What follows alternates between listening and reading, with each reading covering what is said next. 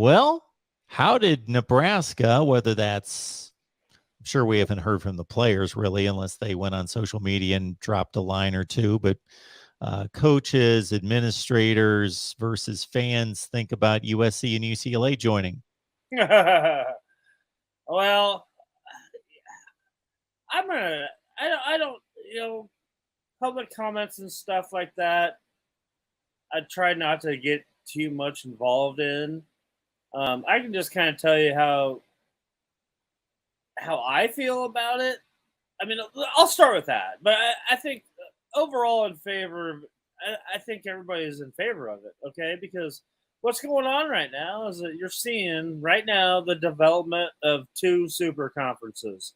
It's the NFL now. Okay, so yeah, I mean, if the SEC is going to grab Texas and Oklahoma, the next logical step is getting USC and UCLA into the Big Ten, and I love it.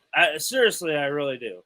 And then I think that the next logical step is that Notre Dame is finally going to have to give up being independent, and they are also going to join the Big Ten.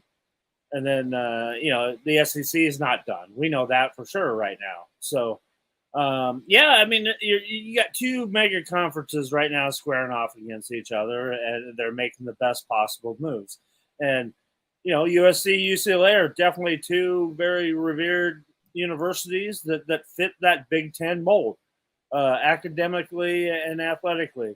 So I mean, it's a no-brainer. This has been talked about for years of the exodus of the Pac-12 of those two schools to the Big Ten. So they finally were fed up with it, and I think the more the merrier. Hey, you know what? I'm not gonna complain at all about having to go on a road trip to go out to LA for a regular season game at all. Or I'm not going to pass up the opportunity to have USC back in Memorial Stadium or UCLA back inside Memorial Stadium. These are two programs that Nebraska's historically had some competition against in the past, and I love it. I mean, it's kind of cool that all of a sudden now Nebraska's not the farthest west school in the Big Ten anymore. Okay, so everybody's got it. Hey, how about when Rutgers has to go travel over to LA? Yeah, it's a coast-to-coast conference. Yeah. So, but that's what we're looking at these days now with everything that's going on, and it's all geared by money, big time, because the Pac-12 basically right now is floundering. The Big 12 is floundering, and they're desperate to bring in schools coast to coast as well to try to fill the spots. So yeah, you're just witnessing the formation of college football's version of the NFL right now, with two conferences and three divisions in each one of them basically. But you know what? Money talks, and I think this was always inevitable. And now the NCAA is kind of scrambling about it because I think they've lost control of the whole situation.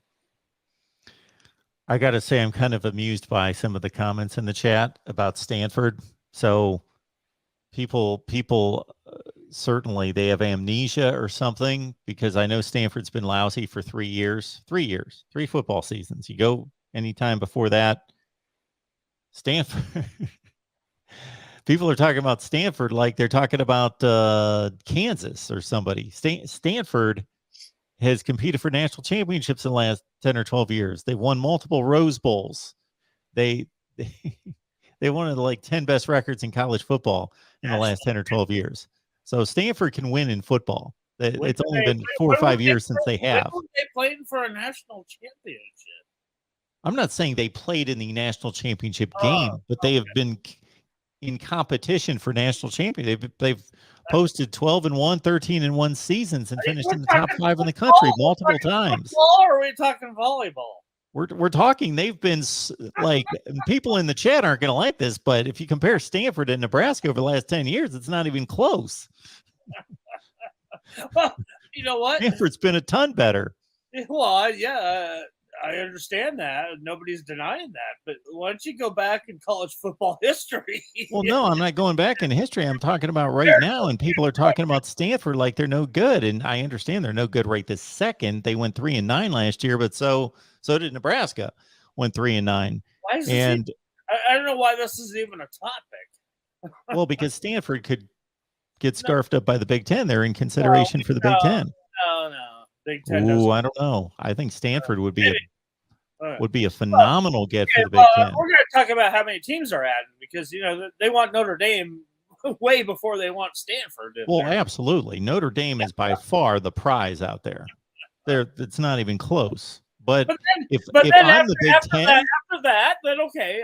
I'm probably grabbing Stanford above anybody else. No, Oregon's a better football program, but if you take academics into account and all that, no. I'm going after Stanford. Stanford definitely fits the Big Ten mold. I mean, yes, farther than anybody does. So yeah, I mean Notre Dame, Stanford, no brainers. I'm just going. I'm adding Notre Dame next. Absolutely. Stopping there. I wasn't thinking any farther for the next one. So, but hey, you know what? Oregon would be probably the next best one after. Absolutely. I'm right there with you. So I'm right there with you. No, I just didn't think it far enough through. So yeah, my bad. Folks, if you want my take on it, you can check out videos. I've been posting. You can't post enough about this stuff. Once this expansion and realignment starts, you can't post enough videos. You'll get been getting all sorts of views. People can't get enough of it. We did another live stream earlier today and had 800 people online watching it. Have you ever been to Palo Alto? No, I have not. Oh my goodness, it is beautiful. I love it out there. That's another reason. And the football stadium is it's such a unique thing that it's down. It's in a hole. It's in a bowl. It's underground almost. It's really, really cool and one of the most beautiful places that you'd ever be in. And you jump on the train, and 40 minutes you're in San Francisco. You're right there downtown San Francisco, let off right by the baseball stadium. It's a beautiful place. I love it. Great seafood too. We always go to the seafood house there every time we're there. How long has it been since you've been there? Crab legs like crazy when I'm there. How long has it been since you've been there? Oh boy, 10 years maybe. Okay, because from what I hear, it's not nearly as nice as it used to be. Really? Oh, well, I'm just hearing about seeing video and pictures of downtown San Francisco like it's turned into a slum. I'm talking about Palo Alto, not. I mean, and you get on a train and go down to San Francisco for a night and come back. You're still staying in Palo Alto. And like Jack's asking here, Stanford good at any other sports? Stanford has more championships than any school in the country. How about Nebraska volleyball playing against Stanford volleyball in a conference together, and Penn State volleyball? That's like a volleyball mega conference right there.